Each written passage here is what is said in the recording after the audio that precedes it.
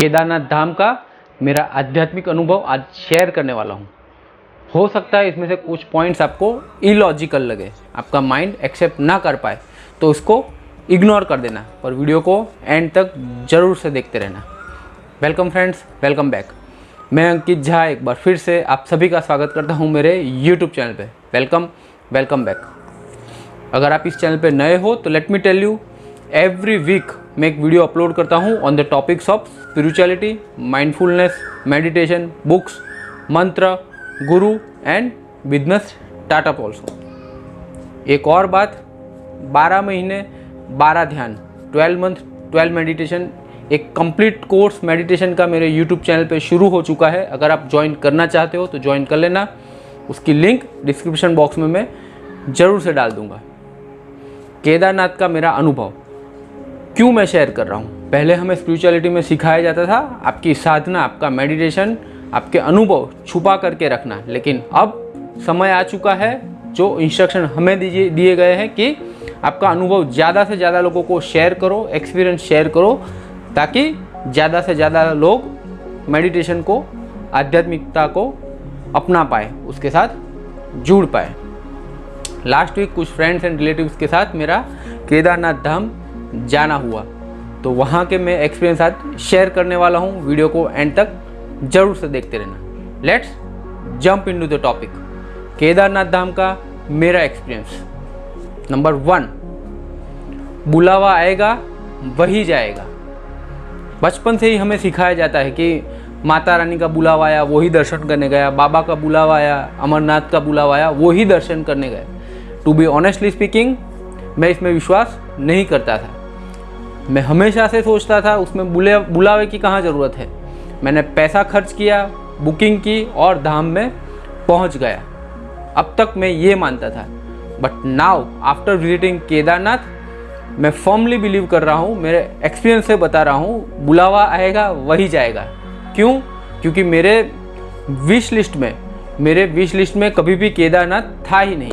ये तो मेरे रिलेटिव माध्यम बने और उनके माध्यम से मैं केदारनाथ धाम जा पाया, उसकी विज़िट कर पाया, दर्शन कर पाया। तो ये फर्म हो गया, कंफर्म हो गया, बुलावा आएगा वही जाएगा।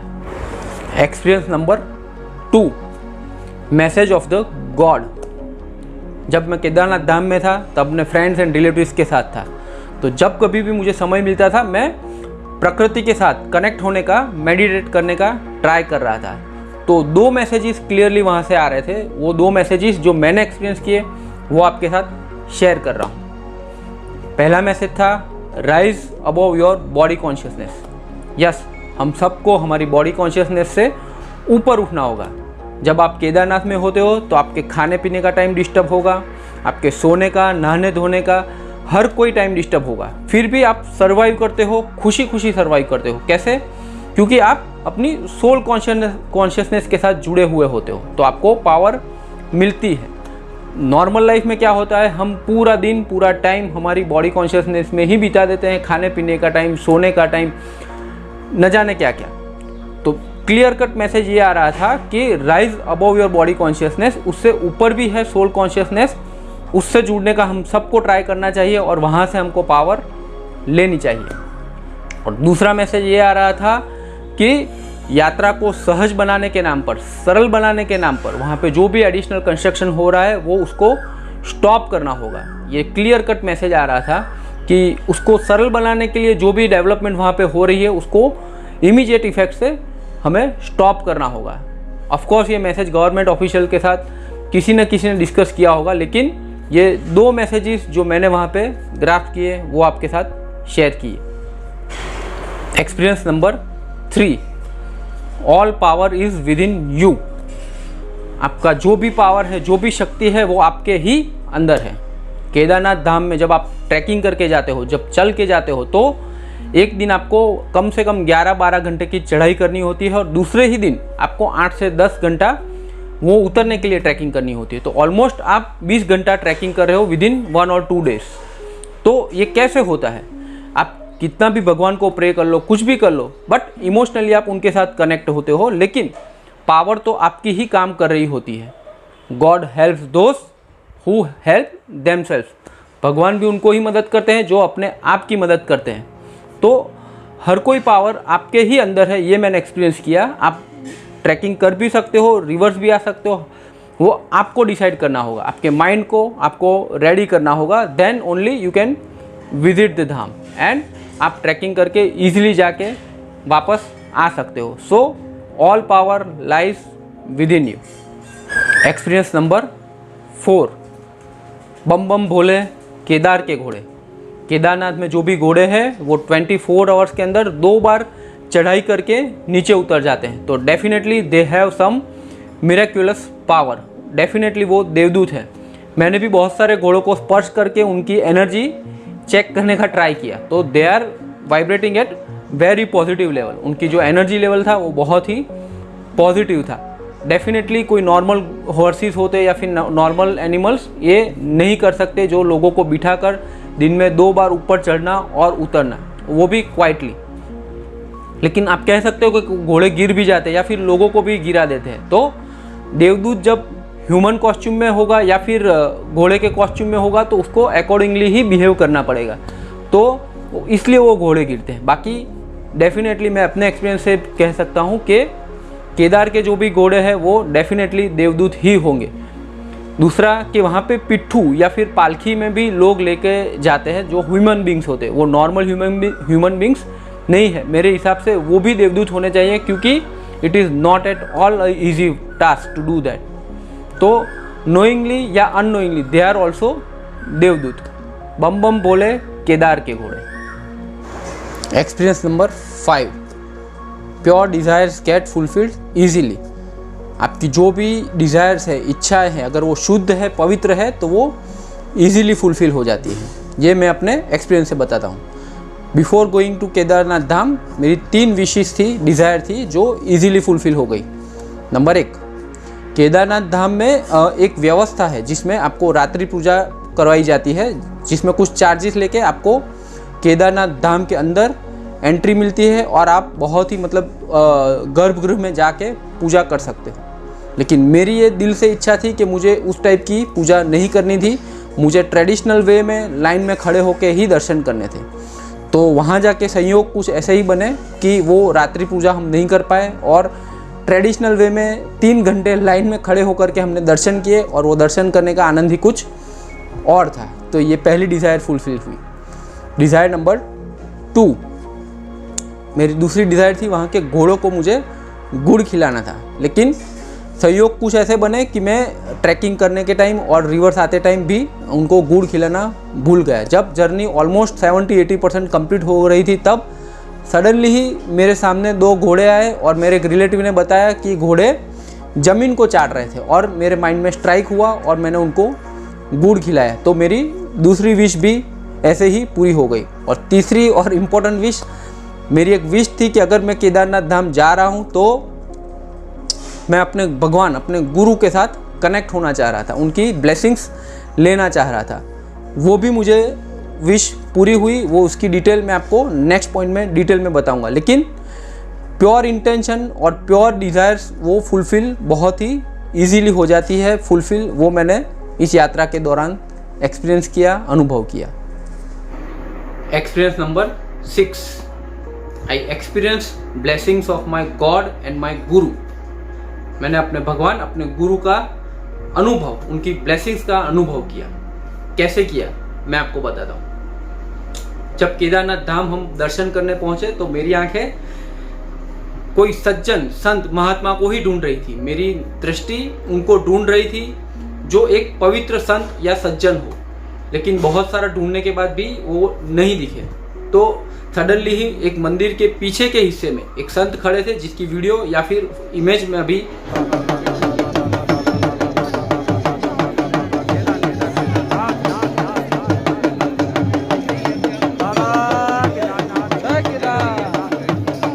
ये वीडियो में शेयर कर दूंगा। वो डमरू लेके बजा रहे थे मंदिर के पीछे, तो उनके दर्शन हो गए। उनके दर्शन होने से एक बहुत ही ब्लेसिंग्स वाली फीलिंग आई, बहुत ही शुद्ध, पवित्र और एक अलग ही उनकी ऑरा थी। तो ये मानता हूँ कि ये मुझे मेरे गुरु की, मेरे भगवान की ब्लेसिंग्स मिल गई। एक्सपीरियंस नंबर 2, जब हम ट्रैक बैक कर रहे थे, वापस आ रहे थे, तब जैसे कि पहले भी मैंने बताया, हम एक जगह पे टपरी पे चाय पीने के लिए बैठे हुए थे और सडनली ही 2 घोड़े आए वहाँ पे और ज़मीन को चाटने लगे। अब मेरा ध्यान उनके ऊपर बहुत ही कंसंट्रेशन वाला नहीं था, तो मेरे एक रिलेटिव ने बताया और वो बता रहे थे कि कैसे घोड़े को खाना नहीं मिल रहा है, वो कैसे खाने के लिए तरस रहे हैं। मेरे एग्जैक्ट ही बाजू में थे 2 घोड़े थे, लेकिन मेरा ध्यान नहीं था। मेरे एक रिलेटिव ने पॉइंट आउट किया और मेरा ध्यान वहाँ पे गया। फिर मैंने उनको गुड़ खिलाया। अब जब पीछे मुड़ के मैं देखता हूँ तो वो भी मैं एक मेरे गुरु, मेरे भगवान की ब्लेसिंग्स के हिसाब से ही उसको देखता हूँ, उसको ब्लेसिंग का ही अनुभव करता हूँ। और तीसरा अनुभव मेरे गुरु, मेरे भगवान का, आफ्टर कंप्लीटिंग केदारनाथ ट्रैक, दूसरे दिन हम ऐसे ही हिमालयस में घूम रहे थे। हम 5 लोग थे और हिमालयस की वैली में इधर उधर घूम रहे थे और सडनली ही 2 काऊ हमारी तरफ थोड़ी स्पीड में दौड़ती हुई आने लगी। दौड़ती जैसे ही आने लगी तो बाकी के 4 लोग दौड़ने लगे। उनको दौड़ता देखते हुए मैं भी थोड़ा दौड़ने लगा, लेकिन कुछ समय बाद मैंने सोचा हम क्यों भाग रहे हैं, गाय से क्यों भाग रहे हैं। तो मैंने सोचा मैं रुक जाता हूँ और बाकी के 4 लोग थोड़े दूर एक सेफ डिस्टेंस पे खड़े हो गए। मुझे क्लियरली याद है 2 काऊ थी, एक वाइट एक ब्लैक। उसमें से ब्लैक वाली काऊ दूर खड़ी रह गई और वाइट वाली जो गाय थी, वो काऊ थी, वो मेरे पास आने लगी। वो मुझे सूंघने लगी, अपने शरीर से मुझे प्यार देने लगी। मैं कंफ्यूज था, अब मैं क्या करूं। बहुत ही मेरे डिस्टेंस हम दोनों के बीच में बहुत ही कम था। तो मुझे सडनली याद आया हमारे पास कुछ खाने के लिए पड़ा था, तो मैंने वो गाय को दे दिया। तो 2 गाय खाने लगी, लेकिन खाने के बाद फिर से वो हमारी तरफ दौड़ने लगी। मैं फिर से रुक गया और वो मुझे प्यार देने लगी। और ब्लैक वाली काऊ थी, वो थोड़ा डिस्टेंस रख के देख रही थी। वाइट वाली काऊ जो गाय थी, वो मुझे प्यार दे रही थी।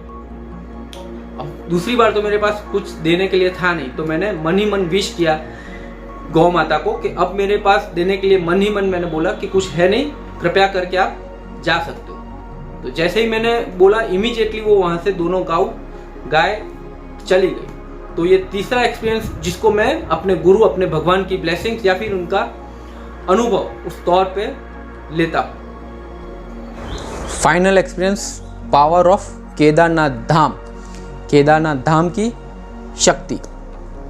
हम ट्रैकिंग कर रहे थे केदारनाथ धाम की ओर, कुछ 1 आध घंटा बाकी होगा। सडनली ही मेरी डॉटर जो मेरे साथ थी वो बोल उठी कि ये माउंटेन तो इनफाइनाइट है, हम इनफाइनाइट की तरफ क्यों जा रहे हैं, ये तो ख़त्म ही नहीं हो रहा है। जैसे ही ये बोली, मेरे माइंड में स्ट्राइक हुआ कि exactly we are going towards infinite. वो मैं एक मैसेज की तरह से ले रहा हूँ कि हम अनंत की ओर जा रहे थे। वो मैंने अनुभव किया, क्योंकि नॉर्मली मेरी डॉटर ये ऐसे वर्ड यूज़ नहीं करती है और सडनली उसने यूज़ किया we are going towards infinite mountains, and exactly हम अनंत की ओर ही जा रहे थे। हम जैसे जैसे उसके पास, धाम के पास जा रहे थे, नॉर्मली क्या था कि before starting track, before starting the यात्रा, मैं कुछ 15-20 दिन से जितने भी लोग हमारे साथ थे उनके लिए प्रे कर रहा था, वो खुश रहे, स्वस्थ रहे। पूरी ट्रैकिंग के दौरान भी मैं हमारे साथ जितने भी 15-16 लोग थे उनके लिए प्रे कर रहा था, विश कर रहा था कि वो सब स्वस्थ रहे, खुश रहे। ट्रैकिंग के दौरान जो भी लोगों को मैं देख रहा था उनके लिए भी प्रे करता हुआ ही जा रहा था कि सबकी यात्रा सफल हो।